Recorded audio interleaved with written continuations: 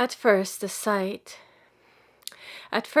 the interpretation of the European fire customs as charms for making sunshine is confirmed by a parallel custom observed by the Hindus of southern India at the Pongal, or Feast of Ingathering.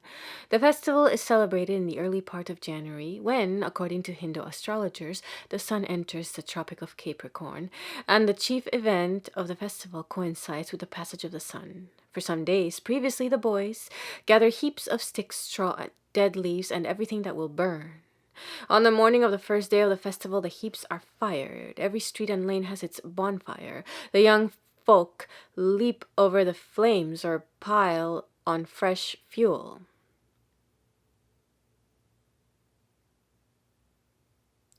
This fire is an offering to Surya, the sun god, or to Agni, the deity of fire. It, quote, wakes him from his sleep, calling on him again to gladden the earth with his light and heat. Unquote. If this is indeed the explanation which the people themselves give of the festival, it seems decisive in favor of the solar explanation of the fires. For to say that the fires waken the sun god from his sleep is only a metaphorical or mythical way of saying that they actually help to rekindle the sun's light and heat. But the hesitation which the writer indicates between the two distinct deities of sun and fire seems to prove that he is merely giving his own interpretation of the rite, not reporting the views of the celebrants. If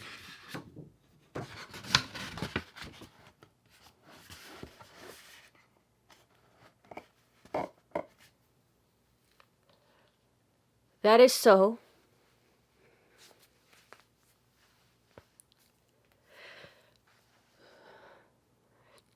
the expression of his opinion has no claim to authority. A festival of northern India which presents points of resemblance to the popular European celebrations which we have been considering is the Holi. This is a village festival held in early spring at the full moon of the month Palgun. Large bonfires are lit and young people dance around them. The people believe that the fires prevent blight and that the ashes cure disease. At Barsana, the local village priest is expected to pass through the holy bonfire, which, in the opinion of the faithful, cannot burn him. Indeed, he holds his land rent-free, simply on the score of his being fireproof. On one occasion, when the priestess appointed the expectant crown by merely jumping over the outermost verge of the smoldering ashes and then bolting into his cell, they threatened to deprive him of his benefits if he did not discharge his spiritual functions better when the next holy season came round. Another feature of the festival, which has, or once had, its counterpart in the corresponding European ceremonies, is the unchecked profligacy which prevails among the Hindus all at this time.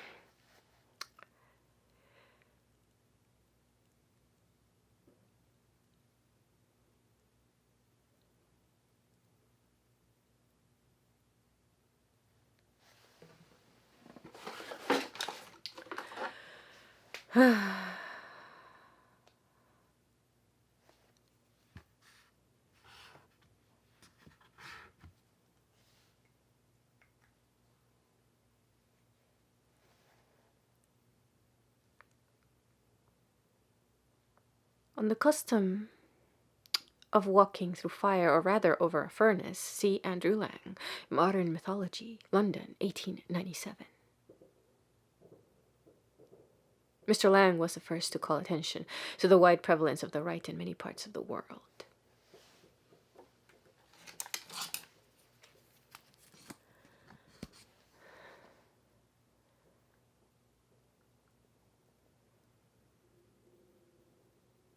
In Kumaon, a district of northwest India at the foot of the Himalayas, each clan celebrates the holy festival by cutting down a tree, which is thereupon stripped of its leaves, decked with shreds of cloth, and burnt at some convenient place in the quarter of the town inhabited by the clan. Some of the songs sung on this occasion are of a ribald character.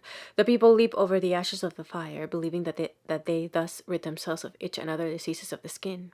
While the trees are burning, each clan tries to carry off strips of cloth from the tree of another clan, and success in the attempt is thought to ensure good luck. In Gwalior, large heaps of cow dung are burnt instead of trees. Among the Marwaris, the festival is celebrated by the women with obscene songs and gestures. A monstrous and disgusting image of a certain Naturam, who is said to have been a notorious profligate, is set up in a bazaar, and then smashed with blows of shoes and bludgeons, while the bonfire of cow dung is blazing. No household can be without an image of Naturam, and on the night when the bride first visits her husband, the image of this disreputable personage is placed beside her couch. Barren women and mothers whose children have died look to Naturam for deliverance from their troubles.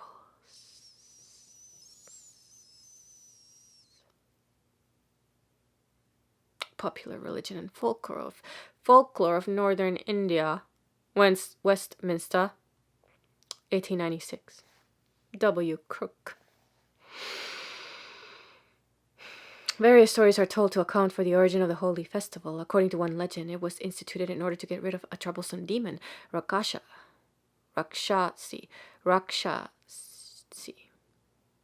The people were directed to kindle a bonfire and circumambulate it, singing and uttering fearlessly whatever might come into their minds.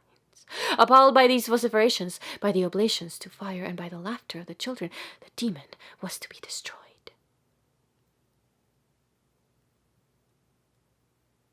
E.T. Atkinson notes on the history of religion in the Himalayas of the Northwest Provinces. Journal of the Asiatic Society, 1884. The people, according to one legend,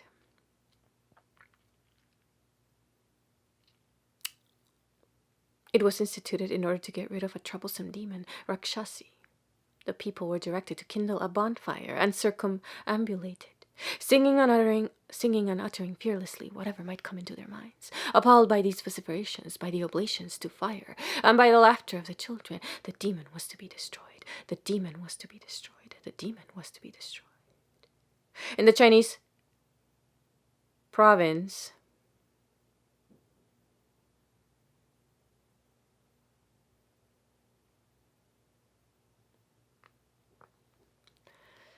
of Fokien, we also meet with a vernal festival of fire, which may be compared to the fire festivals of Europe.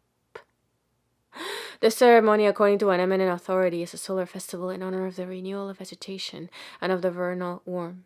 It falls in April, on the 13th day of the third month in the Chinese calendar, and is doubtless connected with the ancient custom of renewing the fire, which, as we saw, used to be observed in China at this season. The chief performers in the ceremony are laborers who refrain from women for 7 days and fast for 3 days before the festival.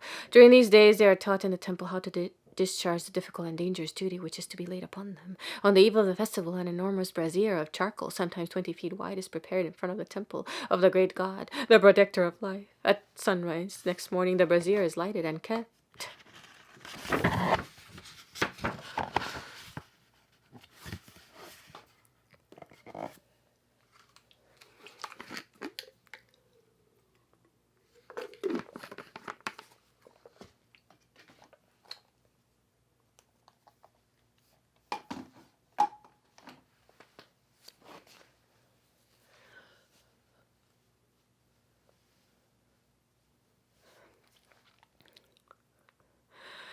Burning by fresh supplies of fuel, a Taoist priest throws a mixture of salt and rice on the fire to conjure the flames and ensure an abundant ya.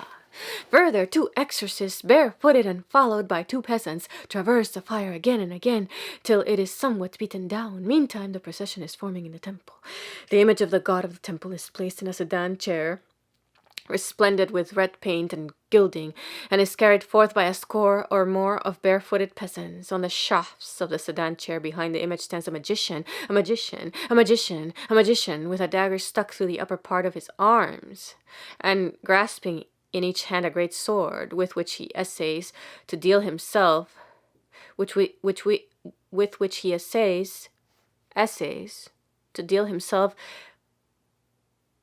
violent blows on the back.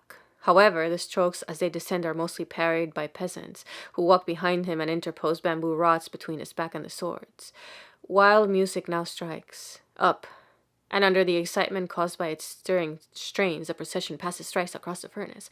At their third passage, the performers are followed by other peasants carrying the utensils of the temple, and the rustic mob, electrified by the frenzied spectacle, the rustic mob, electrified by the frenzied spectacle, falls in behind. Strange as it may seem, burns are comparatively rare. Inured from infancy to walking barefoot, the peasants can step with impunity over the glowing charcoal, provided they plant their feet squarely and do not stumble. For usage has so hardened their souls that the skin is converted into a sort of leathery or horny substance, which is almost callous to heat. But sometimes when they slip and a hot coal touches the sides of their feet or ankles, they may be seen to pull a wry face and jump out of the furnace amid the laughter of the spectators. When this part of the ceremony is over, the procession defiles round the village, and the priests distribute to every family a leaf of yellow paper inscribed with a magic character, which is thereupon glued over the door of the house. The peasants carry off the charred embers from the furnace, pound them to ashes, and mix the ashes with the fodder of their cattle, believing that it fattens them. However, the Chinese government disapproves of these performances, and next morning a number of the performers may generally be seen in the hands of the police, laid face downwards on the ground and receiving a sound castigation on a part of their person which is probably more sensitive than the soles of their feet.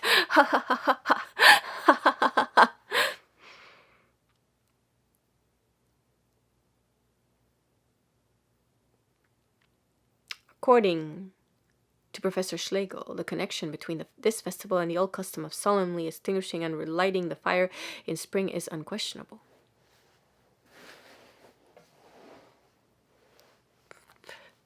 In this last festival, the essential feature of the ceremony appears to be the passage of the image of the deity across the fire. It may be compared to the passage of the straw effigy of Kupalu across the midsummer bonfire in Russia. As we shall see presently, such customs may perhaps be interpreted as magical rites designed to produce light and warmth by subjecting the deity himself to the heat and glow of the furnace. And where, as at Barsana, priests or sorcerers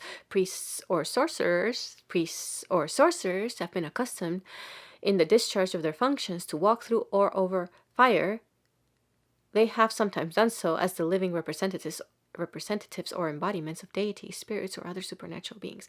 Some confirmation of this view is furnished by the beliefs and practices of the Dosads, a low Indian caste in Bihar and Chota Nagpur. On the 5th, 10th, and full moon days of 3 months in the year, the priest walks over a narrow trench filled with smoldering wood, ashes, and is supposed thus to be inspired by the tribal god Rahu, who becomes incarnate in him for a time, full of the spirit and also, it is surmised, of drink. The man of God then mounts a bamboo platform where he sings hymns and distributes to the crowd leaves of tulsi, which cure incurable diseases, and flowers which cause barren women to become happy mothers. Happy mothers. The service winds up with a feast lasting far into the night, at which the line that divides religious fervor from drunken revelry cannot always be drawn with absolute precision.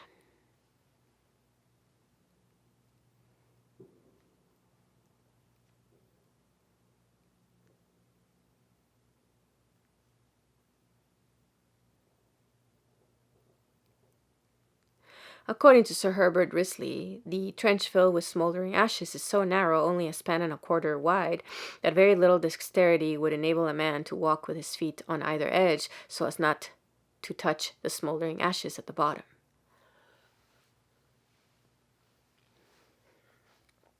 Similarly, the Buyas, a Dravidian tribe in Mirzapur, worship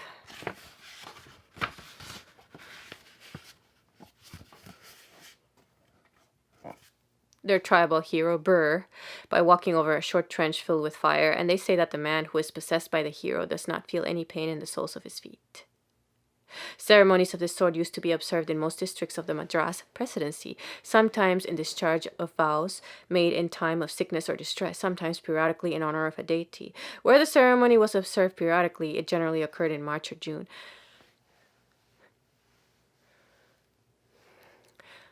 which are the months of the vernal equinox, and the summer solstice, respectively.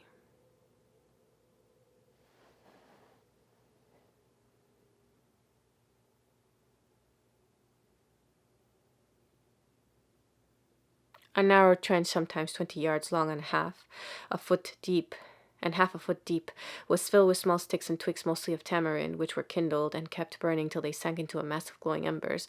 Along this the devotees, often 50 or 60 in succession, walked, ran, or leaped barefoot. In 1854, the Madras government instituted an inquiry into the custom, but found that it was not attended by danger or instances of injury sufficient to call for governmental interference.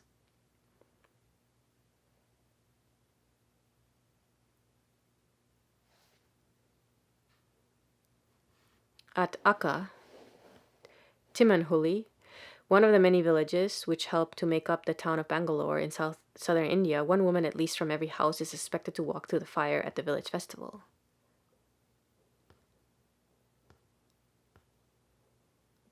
A trench 4 feet long by 2 feet wide was filled with live embers.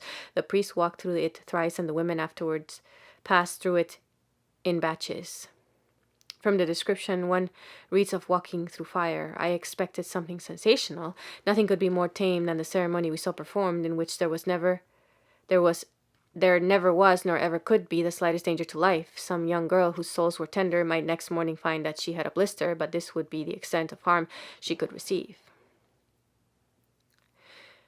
But to fall on the hot embers might result in injuries which would prove fatal, and such an accident is known to have occurred at a village in Bengal.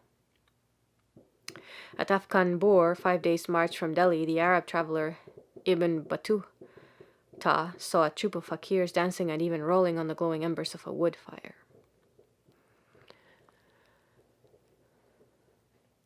The French traveler Sonnerat has described how, in the 18th century, the Hindus celebrated a fire festival of this sort in honor of the god Dharmaraja and his wife Draupadi.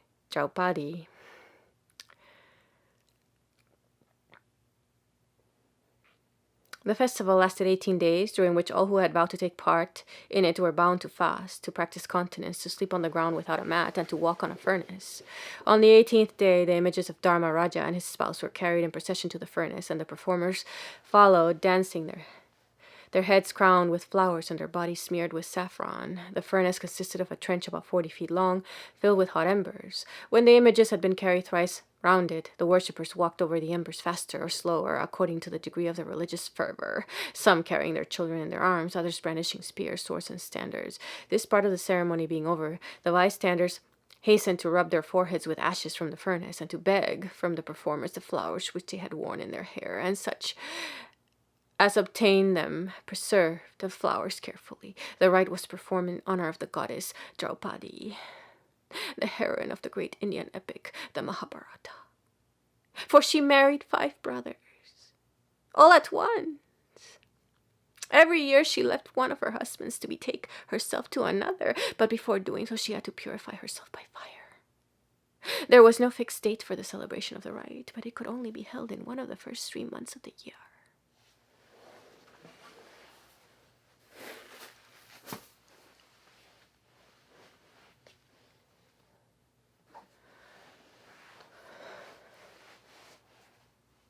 In some villages, the ceremony is performed annually. In others, which cannot afford the expense every year, it is observed either at longer intervals, perhaps once in 3, 7, 10, or 12 years, or only in special emergencies such as the outbreak of smallpox, cholera, or plague. Anybody but a pariah or other person of very low degree may take part in the ceremony in fulfillment of a vow. For example, if a man suffers from some chronic malady, he may vow to Draupadi that, should he be healed of his disease, he will walk over the fire at her festival. He will walk over the fire at her festival. He will walk over the fire at her festival.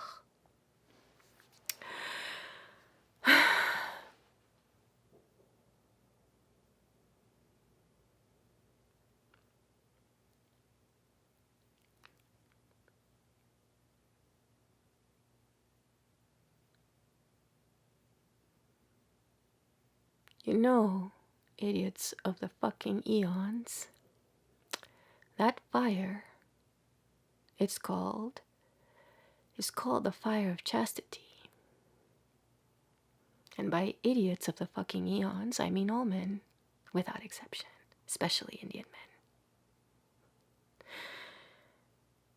And you will not ever get away with any of your sins, nor will you ever escape the punishment for every single one of your sexual desires, for which already you live in the fires of hell constantly.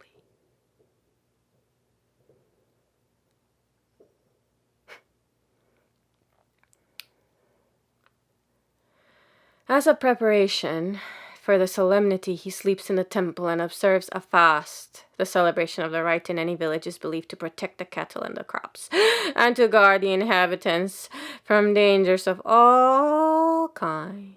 When it is over, many people carry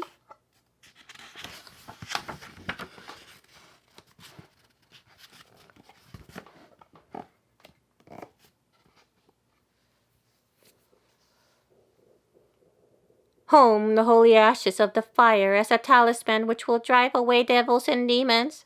Let me tell you, little people, that the fire of chastity is the only thing that burns away your sins, is the only talisman, actual habits of chastity, the only talisman which will drive away devils and demons and dicks and aliens and all your miseries. However, because you will never be chaste, motherfuckers, none of the devils and demons in your lives will ever go away.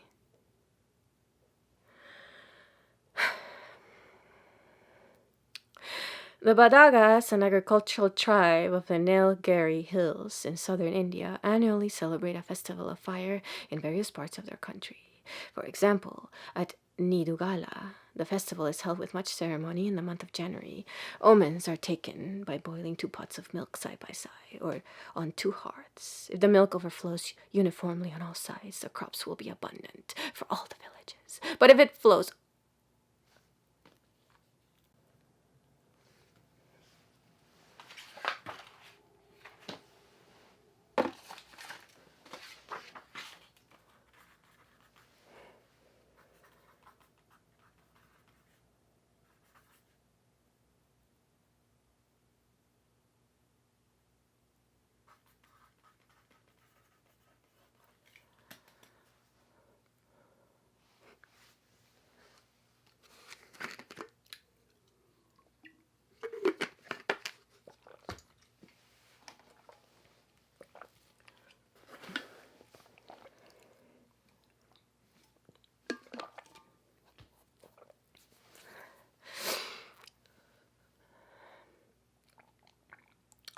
But if it flows over on one side only, the harvest will be good for villages on that side only. The sacred fire is made by friction. The sacred fire is made by friction.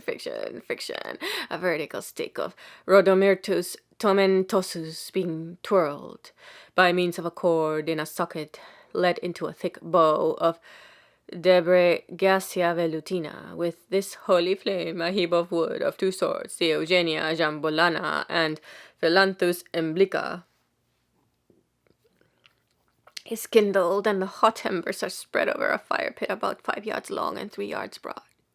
When all is ready, the priest ties bells on his legs and approaches the fire pit, carrying milk freshly drawn from a cow which has calved for the first time, and also bearing flowers of rhododendron, arboreum, leucas aspera, or jasmine.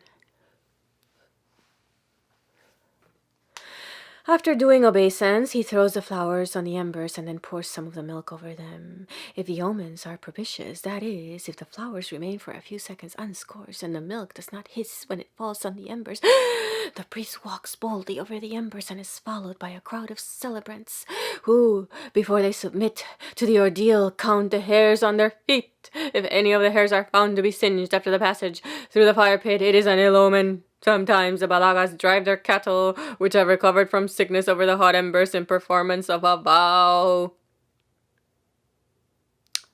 At Melur and other places of the Badagas in the Nilgiri Hills, 3, 5, or 7 men are chosen to walk through the fire at the festival, and before they perform the ceremony, they pour into an adjacent stream milk from cows, which have calved for the first time during the year. A general feast follows the performance of the rite, and next day, the land is plowed and sown for the first time that season. A jacanary, another blaze of the Badagas in the Nilgiri Hills. The passage through the fire at the festival seems to have originally had some connection with agricultural prospects, as a young bull is made to go partly across the fire pit before the other devotees, and the owners of young cows which have had their first calves during the year take precedence of others in the ceremony and bring offerings of milk which are sprinkled over the burning embers. According to another account, the ceremony among the Badagas was performed every second year at a harvest festival, and the performers were a set of degenerate Brahmins called Haruvarus, who used to walk on burning coals with bare feet, pretending that the god they worshipped could allay the heat and make fire like cold water to them. As they only remained a few seconds, however, on the coals, it was impossible that they could receive much injury. In Japan, the fire walk.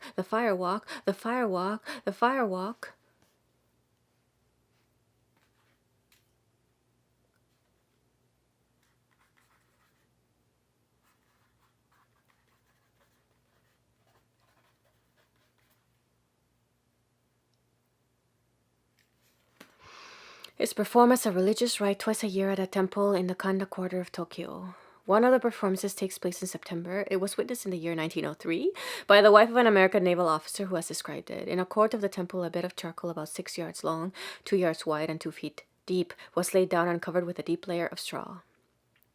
Being ignited, the straw blazed up, and when the flames had died down, the bed of hot charcoal was fanned by attendants into a red glow. Priests dressed in robes of white cotton and walked round the fire, striking sparks from flint and steel and carrying trays full of salt. When mats had been laid down at the 2 ends of the fire and salt poured on them, the priests rubbed their bare feet twice in the salt and then walked calmly down the middle of the fire. They were followed by a number of people, including some boys and a woman with a baby in her arms. The Shintoists claimed that, having been perfectly purified by their prayers and ceremonies, no evil has any power over them. No evil. No evil has any power over them. Fire they regard as the very spirit of evil. So twice a year, I believe, they go through this fire walking as a kind of outward and visible sign of inward spiritual grace. The ceremony has been described to me by 2 eyewitnesses.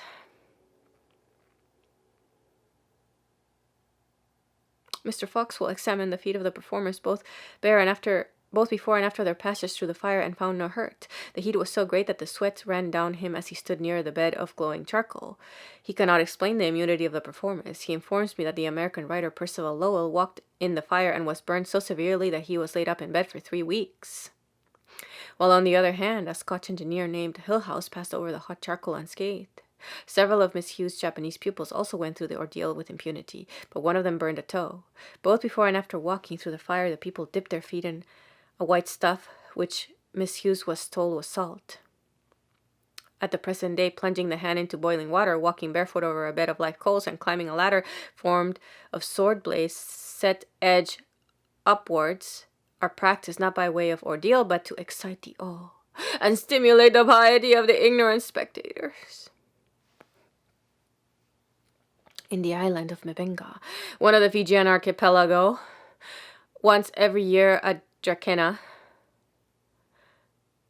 which grows in profusion on the grassy hillsides, becomes fit to yield the sugar of which its fibrous root is full. To render the roots edible, it is necessary to bake them among hot stones for 4 days. A great pit is dug and filled with great stones and blazing logs, and when the flames have died down and the stones are at white heat, the oven is ready to receive the roots. At this moment, the members of a certain clan called Na Ivilankata, favored of the gods, leap into the oven and walk unharmed upon the hot stones, which would scorch the feet of any other persons.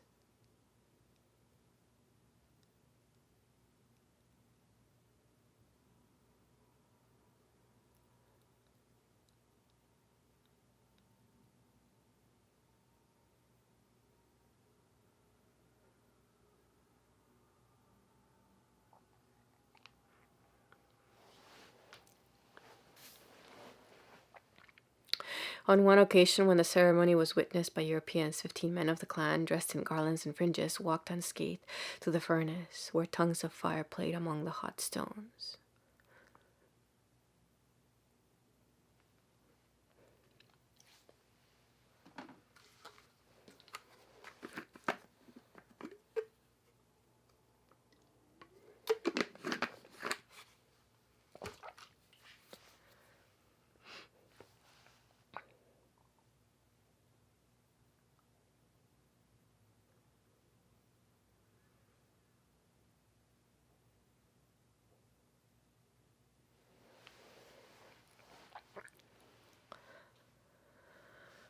The pit was about 19 feet wide, and the men marched round it, planting their feet squarely and firmly on each stone. When they emerged from the pit, the feet of several were examined and showed no trace of scorching, even the anklets of dried tree fern leaves.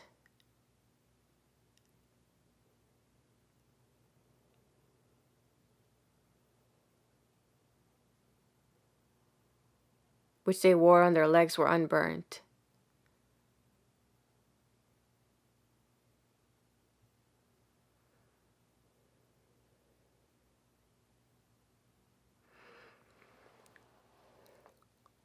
The immunity thus enjoyed by members of the clan in the fire furnace is explained by a legend that in former days a chief of the clan named Tui Nunqualita received for himself and his descendants this remarkable privilege from a certain god, whom the chief had accidentally dragged out of a deep pool of water by the hair of his head.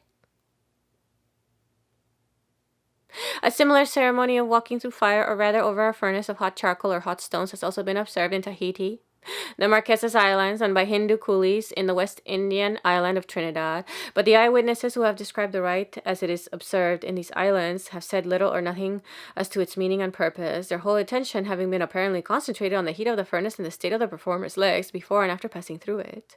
Another grand custom of the Hottentots, which they likewise term Andersmachen, is the driving their sheep at certain times through the fire. Early in the day appointed by a kraal for the observance of this custom, the women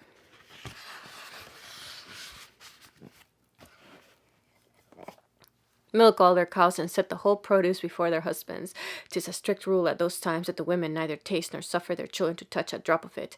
The whole quantity is sacred to the men, who drink it all up before they address themselves to the business of the fire. Having consumed the milk, some go and bring the sheep together to the place where the fire is to be lighted, while others repair to the place to light it. The fire is made of chips and dried twigs and thinly spread in a long square. Upon the coming up of the sheep, the fire scattered into this figure is covered with green twigs to raise a great smoke, and a number of men range themselves closely on both sides of it, making a lane for the sheep to pass through and extending themselves to a good distance beyond the fire on the side where the sheep are to enter.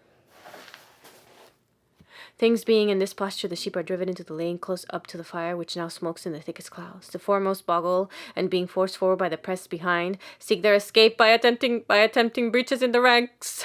The men stand close and firm and whoop and goad them forward. When a few hands planted at the front of the fire catch 3 or 4 of the foremost sheep by the head and drag them through and bring them round in the sight of the rest, which sometimes upon this, the whooping and goading continuing, follow with a tentivity, jumping and pouring themselves through the fire and smoke with a mighty clattering and fury. At other times they are not so tractable, but put the Hottentots to the trouble of dragging numbers of them through, and sometimes in a great press and fright, sturdily attacking the ranks, they make a breach and escape. This is a very mortifying event at all times, the Hottentots, upon whatever account, looking upon it as a heavy disgrace and an ill omen into the bargain. But when their labors here are attended with such success that the sheep pass readily through or over the fire, 'tis hardly in the power of language to describe them in all their sallies of their joy. The writer who thus describes the custom had great difficulty in extracting an explanation out from the Hottentots. At last one of them informed him that their country was much infested by wild dogs, which made terrible havoc among the cattle, worrying the animals to death even when they did not devour them. Now we have it, he said, from our ancestors, that if sheep are driven through the fire, as we say, that is, through a thick smoke, the wild dogs will not be fond of attacking them, while the scent of the smoke remains upon their fleeces. When therefore, from time to time, for the security of our flocks, perform this Andersmachen.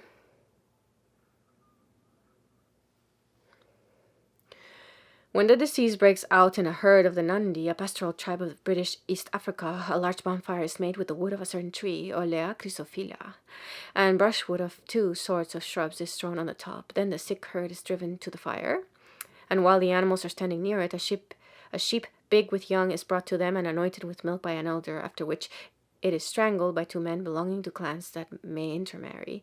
The intestines are then inspected, and if the omens prove favorable, the meat is roasted and eaten. Moreover, rings are made out of the skin and worn by the cattle owners. After the meat has been eaten, the herd is driven round the fire, and milk is poured on each beast. When their cattle are sick, the Zulus of Natal will collect their herds in a kraal, where a medicine man kindles a fire, burns medicine in it, and so fumigates the cattle with the medicated smoke. Afterwards, he sprinkles the herd with a decoction, and, taking some melted fat of the dead oxen in his mouth, squirts it on a firebrand and holds the brand to each animal in succession. Such a custom is probably equivalent to the Hottentot and European practice of driving cattle through a fire. Among the Indians of Yucatan, the year which was marked in their calendar by the sign of Kawak was reputed to be very unlucky. They thought that in the course of it, the death rate would be high, the maize crops would be withered up by the extreme heat of the sun, and what remained of the harvest would be devoured by swarms of ants and birds.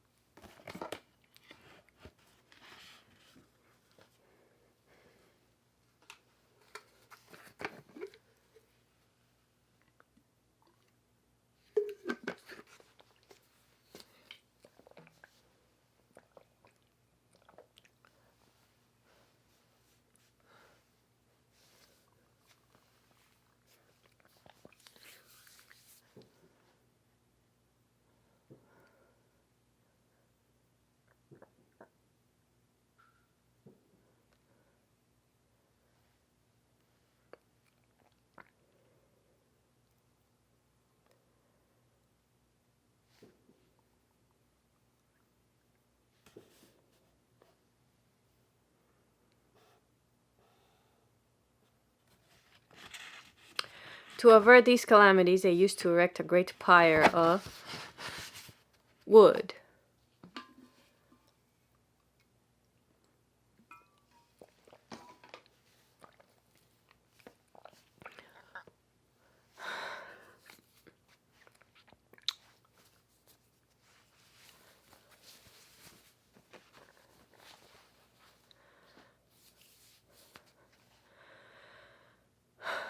To which most persons contributed a faggot.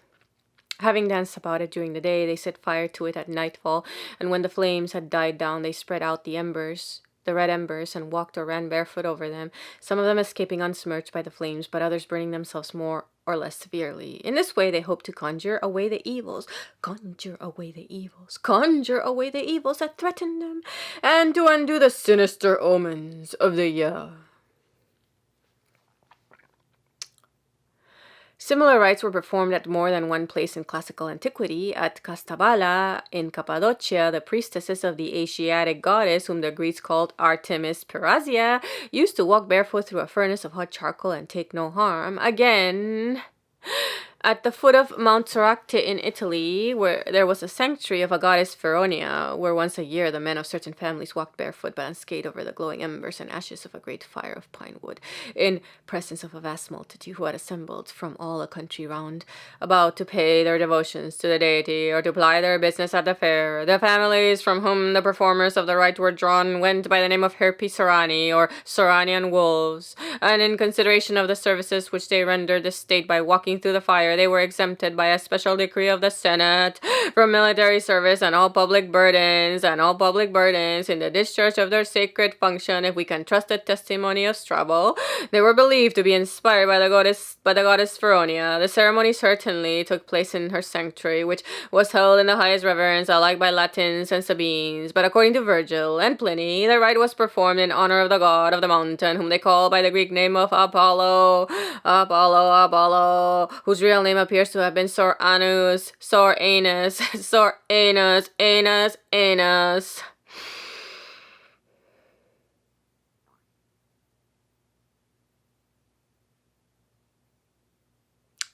From a reference to the custom in Silius Italicus, it seems that the men passed thrice through the furnace holding the entrails of the sacrificial victims in their hands.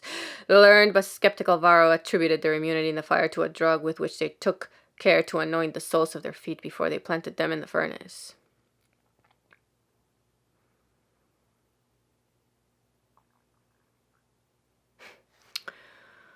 The whole subject has been treated by W. Manhart, who compares the rites of these Soranian wolves with the ceremonies performed by the Brotherhood of the Green Wolf, by the Brotherhood of the Green Wolf, by the Brotherhood of the Green Wolf at Jumièges in Normandy. If Soranus was a sore anus, can't make this stuff up. If sore anus was a sun god, as his name has by some been thought to indicate, following G-Cartius would connect the first syllable of Soranus and Soracte with the Latin sol, sun. However, this etymology appears to be at best very doubtful. My friend Professor J.H. Moulton doubts whether Soranus can be connected with sol. He tells me that the interchange of L and R is rare. He would rather connect Soracte with the Greek Ashrumaus. In that case, Apollo, Soranus, might be the equivalent of the Greek Apollo Smentius, the mouse Apollo.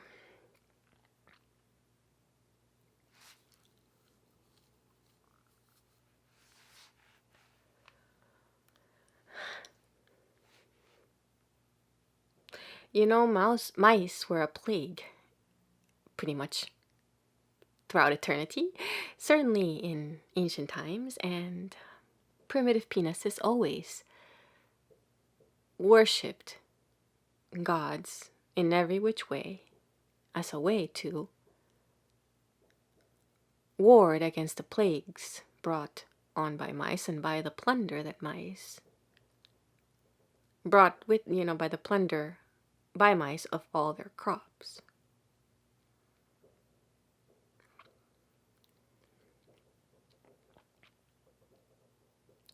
If Soranus was a sun god, as his name has by some been thought to indicate, we might perhaps conclude that the passage of his priests through the fire was a magical ceremony designed to procure a due supply of light and warmth for the earth by mimicking the sun's passage across the firmament.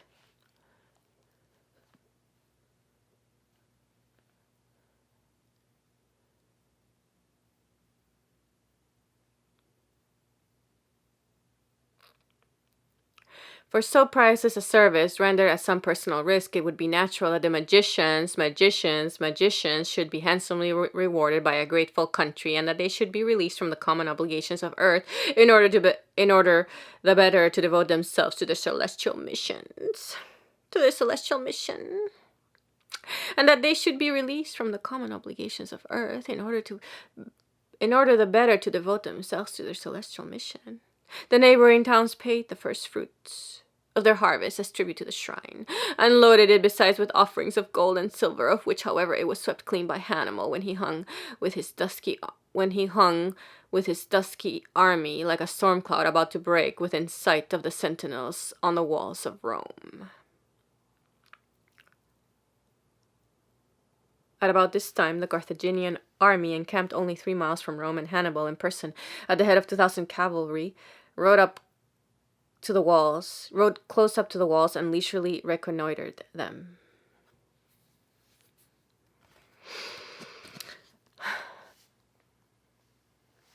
The foregoing customs, observed in many different parts of the world, present at least a superficial resemblance to the modern European practices of leaping over fires, and driving cattle through them. And we naturally ask whether it is not possible to discover a general explanation which will include them all. we have seen that two general theories have been proposed to account for the European practices. According to one theory, the customs in question are sun charms. According to the other, they're purifications. Purifications. Let us see how the two rival theories fit the other facts, which we have just passed in review. To take the solar theory first, it is supported first by a statement that the fires at the Pongal festival in southern India are intended to wake the sun god or the fire god from his sleep. And second by the etymology which connects Sor Anus, the god of Sor Acte, with the sun. But for reasons which have already been given, neither of these arguments carries much weight, and apart from them there appears to be nothing in the foregoing customs to suggest that they are sun charms. Nay, some of the customs appear hardly reconcilable with such a view, for it is to be observed that the firewalk is frequently practiced in India and other tropical countries, whereas a rule people would more naturally wish to abate than to increase the fierce heat of the sun. In Yucatan, certainly the intention of kindling the bonfires cannot possibly have been to fan the solar flame, since one of the principal evils which the bonfires were designated to remedy was precisely the excessive heat of the sun, which had withered up the maize crops.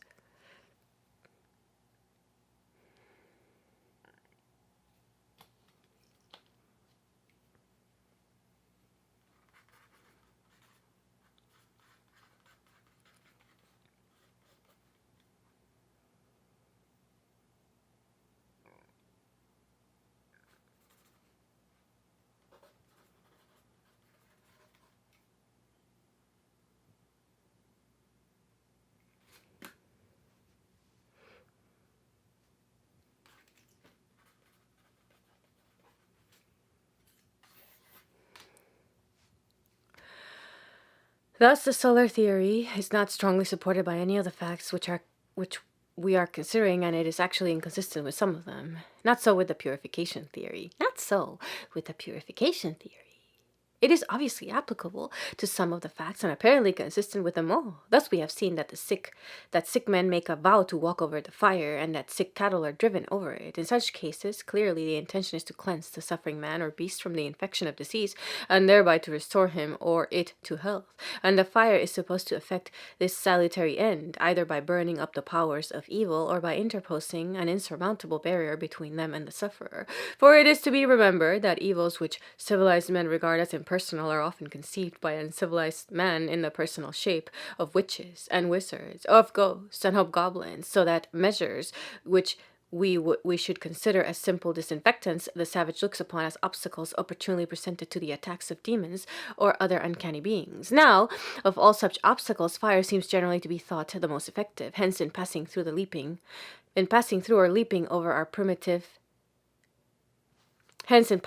or leaping over it, our primitive philosopher often imagines that he is not so much annihilating his spiritual foe as merely giving him the slip.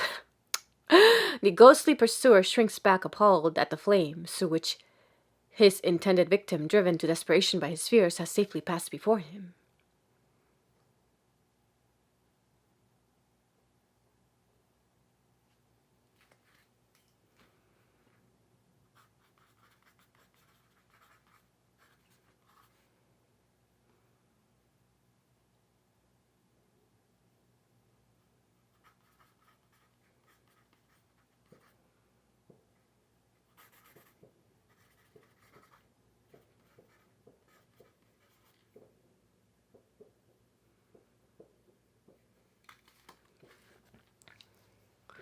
This interpretation of the ceremony is confirmed first by the observation that in India the ashes of the bonfire are used as a talisman against devils and demons,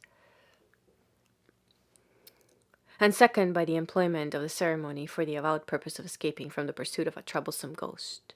For example, in China, they believe that a beheaded man wanders about a headless specter in the world of shades. Such specters are frequently to be seen in walled towns, especially in the neighborhood of places of execution.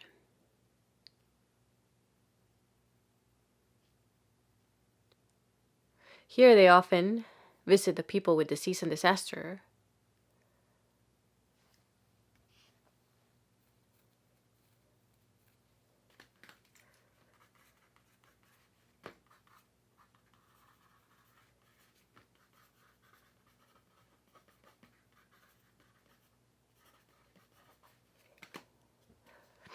causing a considerable depreciation in the value of the houses around such scenes. Whenever an execution takes place, the people fire crackers to frighten the headless ghost away from the spot. And the mandarin who has superintended the bloody work, on entering the gate of his mansion, has himself carried in his sedan chair over a fire lighted on the pavement, lest the headless apparition should enter there along with him, for disembodied spirits are afraid of fire. For a like reason, Chinese mourners after a funeral and persons who have paid a visit of condolence to a house of death often purify themselves by stepping over a fire of straw. The purification, we cannot doubt, consists simply in shaking off the ghost who is supposed to dog their steps.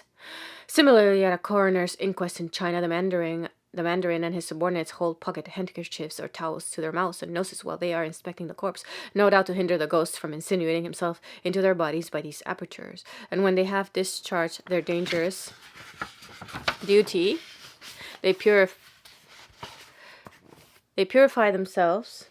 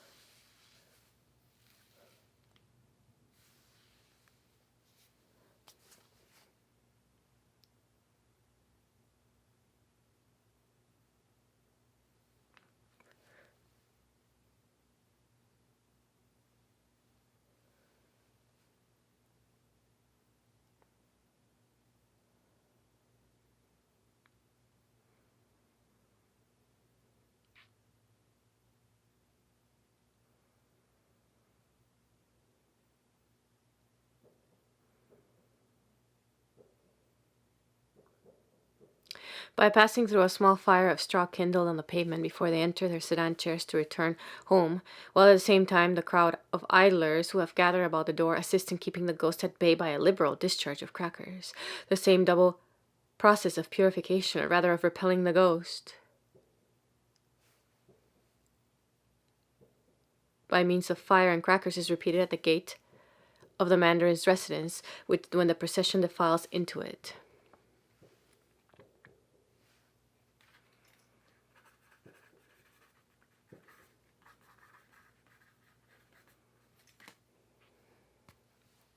Among some of the Tartars, it is used to be customary for all persons returning from a burial to leap over a fire made for the purpose, in order that the dead man might not follow them, for apparently, in their opinion, he would be afraid of the fire. The Yakuts bury their dead as a rule on the Day of the Dead, and in order not to take the demon of death home with them, they kindle fires on the way back from the burial and jump over them in the belief that the demon of death, who dreads fire, will not follow them, and that in this way they will be freed from the persecutions of the hated demon of death.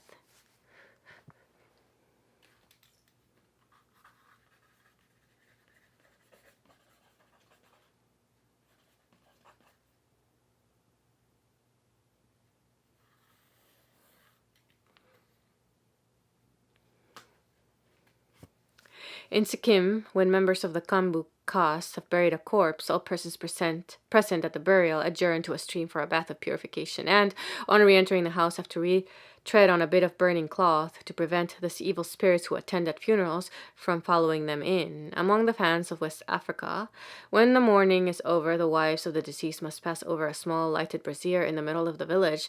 Then they sit down while some leaves are still burning under their feet. Their heads are shaved, and from that moment they are purified from the mourning. Perhaps we should translate, delivered from the ghost of their husband, and maybe divided among the heirs.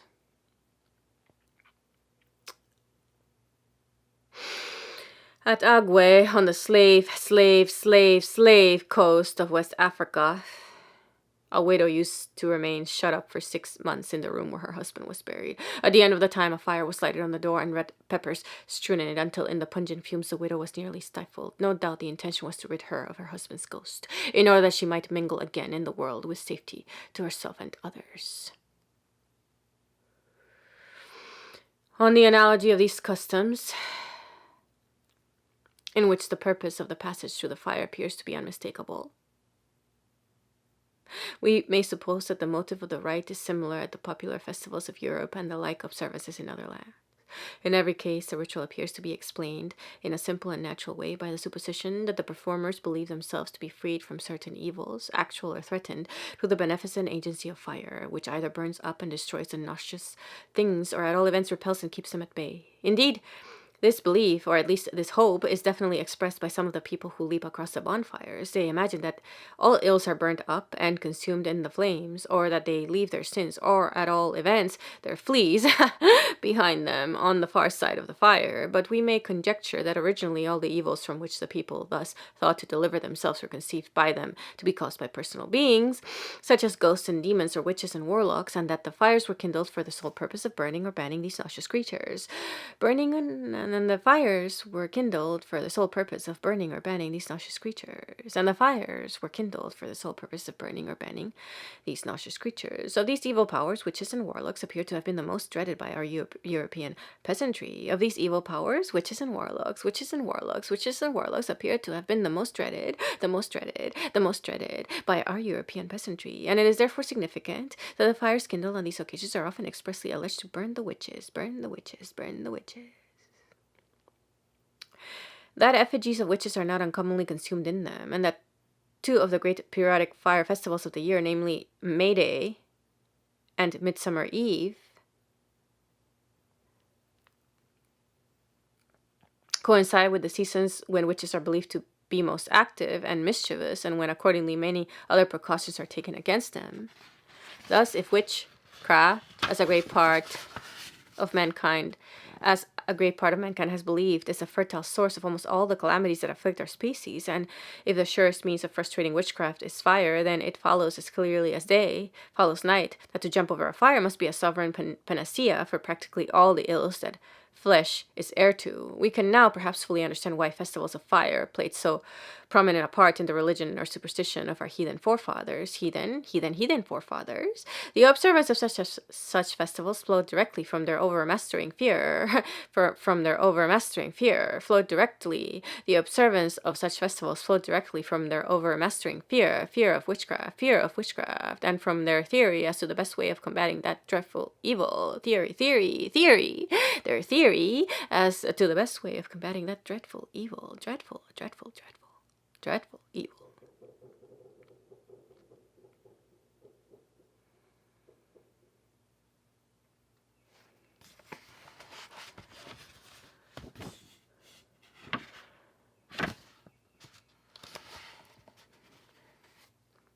In the country of Glatz, the people believe that on the Walpurgis night, the eve of May Day, the witches under cover of the darkness seek to harm men in all sorts of ways. To guard themselves against them, the people set small birch trees in front of the house door on the previous day, and are of opinion that the witches must count all the leaves on these little trees before they can get into the house. While they are still at the laborious task, the day dawns, and the dreaded guests must retire to their own realm. On St. John's night, between the 23rd and 24th of June, the witches again busily bestir themselves to force their way into the houses of men and the stalls of cattle. People stick small twigs of oak in the windows and doors of the houses and cattle stalls to keep out the witches. This is done in the neighborhood of Pachkau and generally in the districts of Frankenstein, Munsterberg, Grotkau, and Ness. In the same regions, they hang garlands composed of oak leaves intertwined with flowers at the windows. The garland must be woven in the house itself and may not be carried over any threshold. It must be hung out of the window on a nail which is inserted there. Similar evidence might be multiplied almost indefinitely. Similar evidence might be multiplied almost indefinitely.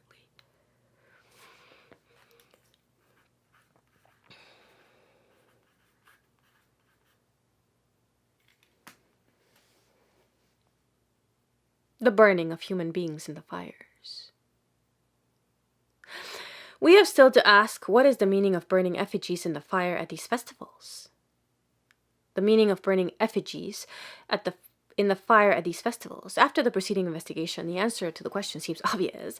As the fires are often alleged to be kindled for the purpose of burning the witches, and as the effigy burnt in them is sometimes called the witch, we might naturally be disposed to conclude that all the effigies consumed in the flames on these occasions represent witches or warlocks, and that the custom of burning them is merely a substitute for burning the wicked men and women themselves, since on the principle of homeopathic or imitative magic, you practically destroy the witch herself in destroying her effigy. On the whole, this explanation of the burning of straw figures in human shape at the festivals appears to be the most probable. Yet it may be that this explanation does not apply to all the cases, and that certain of them may admit and even require another interpretation, in favor of which I formally argue as follows. It remains to ask, what is the meaning of burning an effigy in these bonfires? The effigies so burned, as I have already remarked, can hardly be separated from the effigies of death, which are burned or otherwise destroyed in spring, and grounds have been already given for regarding the so-called effigies of death as really representative of the tree, spirit, or spirit of vegetation. Are the other effigies, which are burned in the spring and midsummer bonfires, susceptible of the same explanation? It would seem so, for just as the fragments of the so-called death are stuck in the fields to make the crops grow, so the charred embers of the figure burned in the spring bonfires are sometimes laid on the fields in the belief that they will keep vermin from the crop.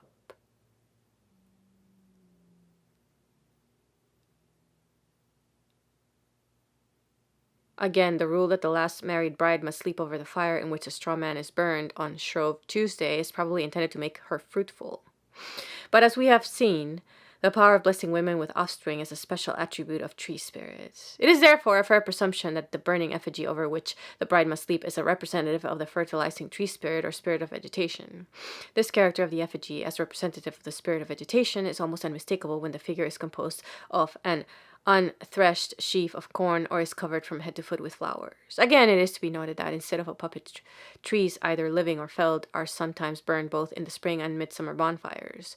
Now, considering the frequency with which the tree spirit is represented in human shape, it is hardly rash to suppose that when sometimes a tree and sometimes an effigy is burned in these fires, the effigy and the tree are regarded as equivalent to each other, each being a representative of the tree spirit. This again is confirmed by observing first that sometimes the effigy which is to be burned is carried about simultaneously with a May tree, the former being carried by the boys, the latter by the girls, and second that the effigy is sometimes tied to a living tree and burned with it. In these cases, we can scarcely doubt that the tree spirit is represented as we have found it represented before, in duplicate both by the tree and by the effigy. That the true character of the effigy as a representative of the beneficent spirit of vegetation should sometimes be forgotten is natural. The custom of burning a beneficent god is too foreign to later modes of thought to escape misinterpretation. Naturally enough, the people who continued to burn his image came in time to identify it as the effigy of persons whom, on various grounds, they regarded with aversion, such as Judas, Iscariot, Luther, and a witch. The general reasons for killing a god or his representative have been examined in the preceding chapter. But when the god happens to be a deity,